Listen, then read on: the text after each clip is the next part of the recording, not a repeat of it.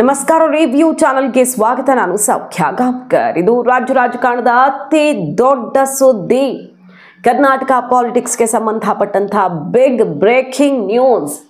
Karnataka CM ಕುರ್ಚಿ ಅಥವಾ operation ಅವರು ಇಲ್ಲಿಗೆ ಬರ್ತಾರಾ, ಈ ಪಕ್ಷದ ಸಾರಥಿ ಆಗ್ತಾರಾ, ದೊಡ್ಡ ದೊಡ್ಡ ಕುರ್ಚಿ ಏರೋದಕ್ಕೆ ಪಕ್ಷಾಂತರ ಆಗುತ್ತಾ, ಇಂಥದ್ದೆಲ್ಲ ಚರ್ಚೆಗಳು ಸುಮಾರು ದಿನಗಳಿಂದ ನಡೀತಿರೋ ಹೊತ್ತಲ್ಲಿ ಈಗ ಬಹುದೊಡ್ಡ ವಿಷಯ, ಅದು ಆ ನಾಯಕನ ಬಾಯಲ್ಲೇ ಬಂದಿರುವ ಮಾತುಗಳು ಭಯಂಕರ ವೈರಲ್ ಆಗ್ತಿದೆ ಸೋಷಿಯಲ್ ಮೀಡಿಯಾದಲ್ಲಿ. ಇವತ್ತು ಆ ವಿಡಿಯೋದೇ ಸದ್ದು.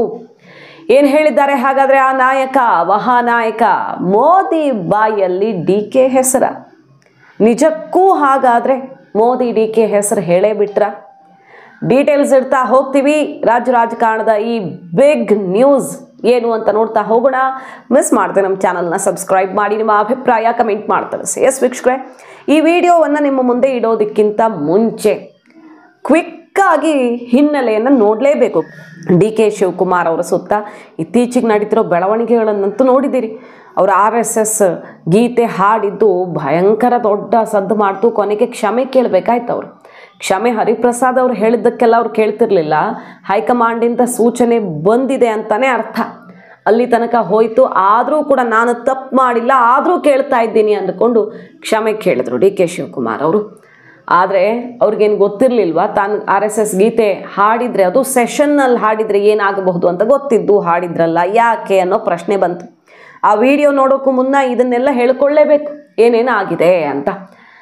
BL ಸಂತೋಷ್ ಅವರು, BJP ರಾಷ್ಟ್ರೀಯ ನಾಯಕರಾದಂಥ BL ಸಂತೋಷ್ ಅವ್ರ ಬಗ್ಗೆ ಬಾಯಿಗೆ ಬಂದಂಗೆ ಮಾತಾಡ್ತಾರೆ, ಸಿದ್ದರಾಮಯ್ಯನವ್ರ ಬಗ್ಗೆ ಬಾಯಿಗೆ ಬಂದಂಗೆ ಮಾತಾಡ್ತಾರೆ ಅಂತ ಧರ್ಮಸ್ಥಳ ಕೇಸಲ್ಲಿ ಏನಾದರೂ ಆಗಲಿ ಸಂತೋಷ್ ಅವ್ರ ಬಗ್ಗೆ ತುಂಬ ಮರಗಿಬಿಟ್ರ DK ಶಿವಕುಮಾರ್ ಅವರು ಅಂತ ಗಮನ ಸೆಳೀತದ ಒಂದು ಬೆಳವಣಿಗೆ.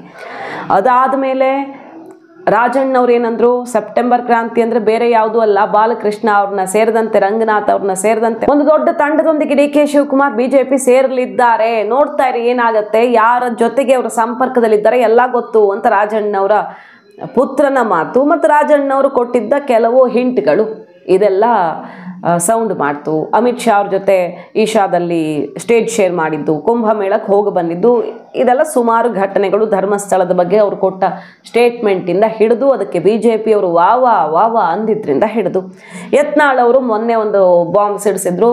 ಡೆಲ್ಲಿಯಲ್ಲಿ DK ಶಿವಕುಮಾರ್ ಮಾತುಕತೆನೂ ಫೈನಲ್ ಮಾಡಿದ್ದಾರೆ. ಇದು ಬರೀ ಸ್ಟೇಟ್ಮೆಂಟು ಅದಕ್ಕೆ ಇದಕ್ಕೆ RSS ಗೀತೆಗೆ ಸೀಮಿತವಾಗಿಲ್ಲ, ಬದಲಾಗಿ ಅವರು ಮಾತುಕತೆ ನಡೆಸಿದ್ದಾರೆ. 60 ಶಾಸಕರನ್ನು ಕರ್ಕೊಂಡು ಬರೋದಕ್ಕೂ ಕೂಡ ಮಾತುಕತೆ ಆಗಿದೆ. ಬಟ್ ಇಂತಹ ಭ್ರಷ್ಟ ನಮಗೆ ಬೇಕಾಗಿಲ್ಲ ಅಂತ ವಾಗ್ದಾಳಿ ನಡೆಸಿದ್ರು. ಇದಿಷ್ಟು ಹಿನ್ನೆಲೆ, ಇಲ್ಲಿಗೆ ಮುಗೀತು.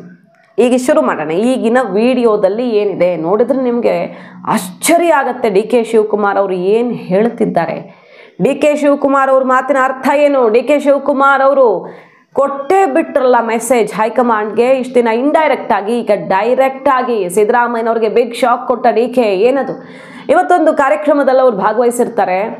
ಇವತ್ತೋ ನಿನ್ನೇನು ಬಸವನಗುಡಿ ಗಣೇಶ ಹಬ್ಬದ ಕಾರ್ಯಕ್ರಮದಲ್ಲಿ ಅವರು ಸ್ಟೇಜ್ ಹತ್ತುತ್ತಿದ್ದಾಗೆ ಅದು ಯಾಕೋ ಏನೋ BJP ಅವರ ಅಲ್ಲಿದ್ರೋ ಅಥವಾ DK ಕ್ಯಾಂಪ್ನವರೇ ಅಲ್ಲಿದ್ರೋ ಹಂಗೆ ಹೇಳಬೇಕು ಅನ್ನೋದೇ ಫಿಕ್ಸ್ ಆಗಿತ್ತೋ ಒಂದು ಗೊತ್ತಿಲ್ಲ. ಮೋದಿ ಮೋದಿ ಕೂಗು ಶುರು ಆಗತ್ತೆ. ಒಂದೊಂದ್ಸಲ ಸಿದ್ದರಾಮಯ್ಯನವ್ರಿಗೆ ಉರ್ಸಕ್ಕೆ ಬೆಳಗಾವಿಲೆಲ್ಲ ಆಗಿ ಅದು ಪೊಲೀಸ್ದೆಲ್ಲ ಆಗಿತ್ತಲ್ಲ, ಹಂಗಾಗಿದ್ದ ಇದು ಏನೋ. ಒಟ್ನಲ್ಲಿ DK ಸ್ಟೇಜಿಗೆ ಹತ್ತುತ್ತಾ ಇದ್ದಂಗೆ ಮೋದಿ ಮೋದಿ ಘೋಷ ಶುರುವಾಗತ್ತೆ. ಖುಷಿ ಆಯಿತು, ಮೋದಿ ಮೋದಿ ಕೂಗ್ತಿದ್ದೀರಾ, ಕೂಗಿ ನೀವು ಮೋದಿ ಮೋದಿ ಅಂತಿದ್ದೀರಾ. ಆದರೆ ಮೋದಿ DK ಅಂತಿದ್ದಾರೆ. ಏನಿದ್ರ ಅರ್ಥ ಹಾಗಾದ್ರೆ? ಮೋದಿ ಅವ್ರು ಕೇಳಿ ಅವರು DK ಅಂತ ಹೇಳ್ತಾರೆ. ಬಹಳ ಸಂತೋಷ, ಮೋದಿ ಅಂತ ಕಿರ್ತಾ ಇದೀರಿ. ನಿಮ್ ಮೋದಿ ಕೇಳಿ, ನಿಮ್ ಮೋದಿ ಅವ್ರು ಕೇಳಿ ಅವರು DK ಅಂತ ಹೇಳ್ತಾರೆ. ಬಹಳ ಸಂತೋಷ, ಮೋದಿ ಅಂತ ಕಿರ್ತಾ ಇದೀರಿ. ನಿಮ್ ಮೋದಿ ಕೇಳಿ, ನಿಮ್ ಮೋದಿ ಅವ್ರು ಕೇಳಿ ಅವರು DK ನಿಮ್ ಮೋದಿ ಅವ್ರು ಕೇಳಿ ಅವರು DK ಅಂತ ಹೇಳ್ತಾರೆ.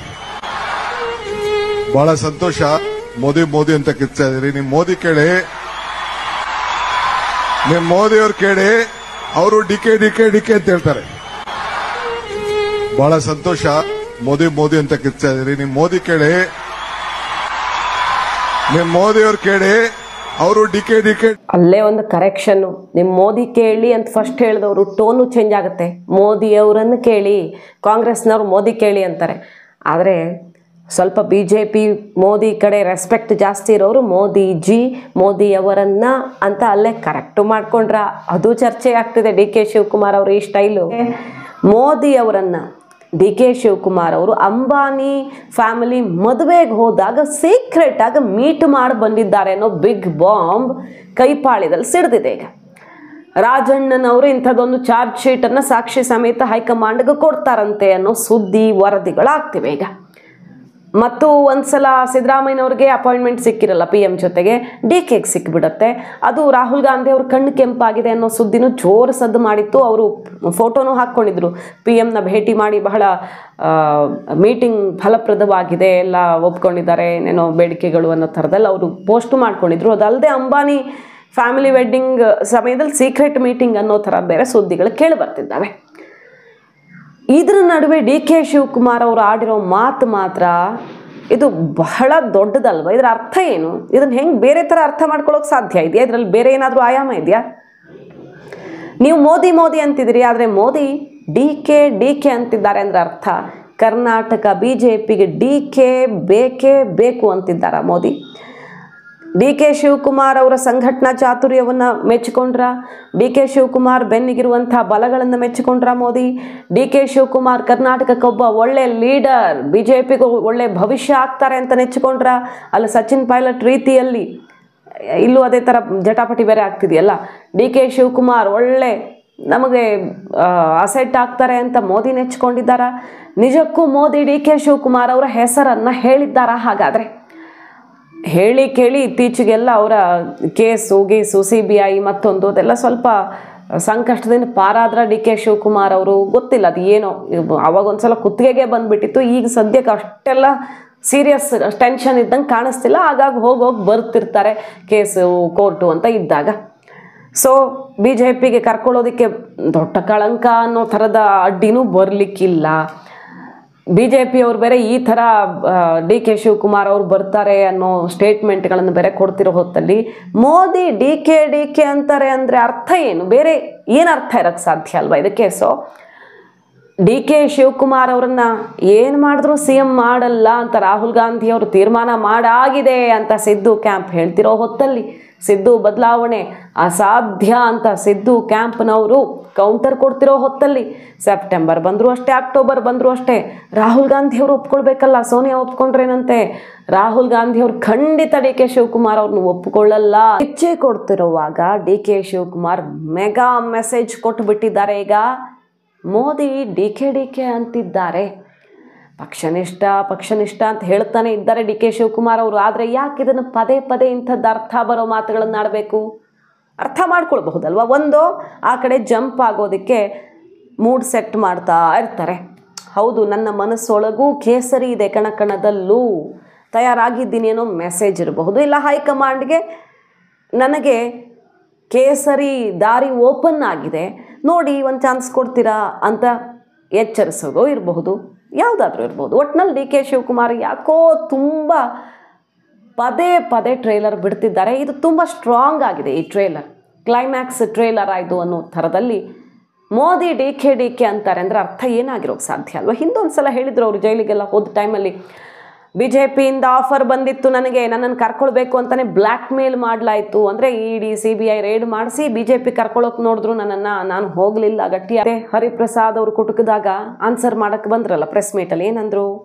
ನನ್ನ ಮನೆಗೇ ಬಂದು ಕೂತಿದ್ರು ಬೇರೆ ಪಕ್ಷದವರು, ಮನೆಗೇ ಬಂದು ಕೂತಾಗಲೂ ನಾನು ಹೋಗಿಲ್ಲ. ಪಕ್ಷಕ್ಕೆ ನನ್ನ ಕೊಡುಗೆ ಅಂಥದ್ದು 100 ವರ್ಷಕ್ಕೆ 100 ಕಚೇರಿ ಕಂಪ್ಲೀಟ್ ಮಾಡ್ತೀನಿ. ನಾನು ಏನೇನನ್ನು ಅನುಭವಿಸಿದ್ದೀನಿ, 10/10 ಜೈಲಲ್ಲಿ ಹೋಗಿ ಕೂತು ಬಂದಿದ್ದೀನಿ. ಮತ್ತು ನನ್ನ ಪಕ್ಷದವರೇ ನನಗೆ ಯಾರ್ಯಾರು ಷಡ್ಯಂತ್ರ ಮಾಡಿದ್ದಾರೆ ಅನ್ನೋ ಅರ್ಥದ ಮಾತುಗಳನ್ನು ಆಡಿದ್ರು. ತಾನೇನು ತ್ಯಾಗ ಮಾಡಿದ್ದೀನಿ ಪಕ್ಷಕ್ಕೋಸ್ಕರ, ಪಕ್ಷಕ್ಕಾಗಿ ನಾನು ಏನು ಕೆಲಸ ಮಾಡಿದ್ದೀನಿ, ಪಕ್ಷ ನನಗೇನು ಕೊಡಬೇಕಾಗಿದೆ, ಈ ಹೊತ್ತಲ್ಲಿ ನಾನು ಏನು ನಿರೀಕ್ಷೆಯಲ್ಲಿದ್ದೀನಿ, ಎಲ್ಲ ಮೆಸೇಜು ಕೊಟ್ಬಿಟ್ರು ಅವತ್ತು. ಆಯಿತು ಕ್ಷಮೆ ಕೇಳ್ತೀನಿ ತಗೊಳ್ಳಿ ಅಂತ, ನಾನು ತಪ್ಪು ಮಾಡಿಲ್ಲ ಆದರೂ ಕ್ಷಮೆ ಕೇಳ್ತೀನಿ ಅಂತ ಆ ಕ್ಷಣದ ಸಂದೇಶವನ್ನು ಹೈಕಮಾಂಡ್ಗೆ ಕೊಡ್ತಾ ಬಂದರು. ನೋಡಿ ನನಗೇನು ಆಪ್ಷನ್ ಇದೆ, ಮನೆಗೆ ಹುಡ್ಕೊಂಡು ಬಂದಿದ್ರು, ಯಾರು ಬಂದಿದ್ರು ಎಲ್ಲ ಒಂದು ಸಂದೇಶ ಕೊಟ್ಟರು ಡಿ ಕೆ ಶಿವಕುಮಾರ್ ಅವರು. ಅದಾದ ಮೇಲೆ ಈಗ ನೆಕ್ಸ್ಟ್ ಟ್ರೇಲರ್ ಹೆಂಗಿದೆ ಅಂದರೆ, ಜನ ಎಲ್ಲ ಮೋದಿ ಮೋದಿ ಅಂತಿದ್ರೆ ಮೋದಿ ಡಿ ಕೆ